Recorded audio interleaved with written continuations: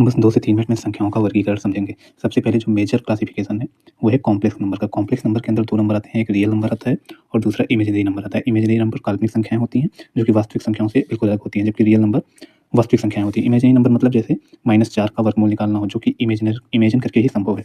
उसके अलावा real number में क्या होता है, जिन संख्याओं को हम नंबर लाइन पर दर्शा सकते हैं, वो रियल नंबर कहलाती है। जैसे 1, 1.5, -5, -1/2, √2 etc. यहाँ पे देखो, यहाँ पे नंबर लाइन ये है, यहाँ पे बीच में 0 है और इस तरफ नंबर लाइन के राइट साइड में पॉजिटिव नंबर्स होते हैं और लेफ्ट साइड में नेगेटिव नंबर्स होते हैं। तो यहाँ पे 1, 2, 1.5 ऐसे हम रियल नंबर को यहाँ पे दर्शा सकते हैं। रियल नंबर का क्लासिफिकेशन करते हैं रेशनल नंबर और इरेशनल नंबर। रेशनल नंबर वे होती हैं जिसे हम P/Q के रूप में लिख सकते हैं और Q का मान जो है वो 0 नहीं होना चाहिए और P और Q जो है वो बिलॉन्ग करते हैं। ये किसका साइन है? बिलॉन्ग का साइन है। बिलॉन्ग करते हैं इंटीजर से। इरेशनल नंबर वो होते हैं जिसे P/Q के रूप में नहीं लिखा जा सकता है। ठीक है? यहाँ पे प्रॉपर्टीज़ दी गई हैं।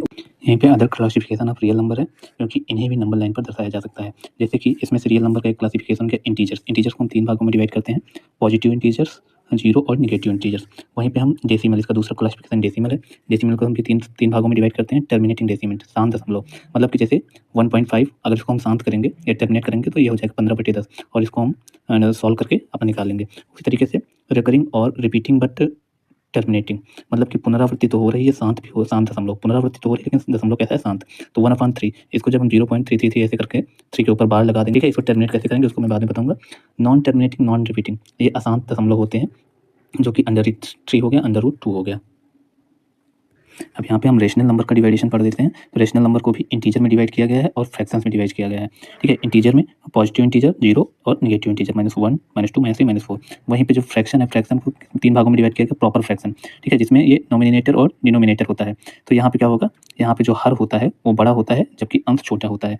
इम्प्रॉपर फ्रैक्शन में अंश बड़ा होता है, जबकि हर छोटा होता है। और मिक्स फ्रैक्शन में 1 + 2/3, मतलब कि यहाँ पे एक प्रकार की मिक्स संख्या बना दी गई है। जैसे 5/3, तो इसको जब हम मिक्स फ्रैक्शन में कन्वर्ट करेंगे तो 1 + 2/3 हो जाएगा। ओके?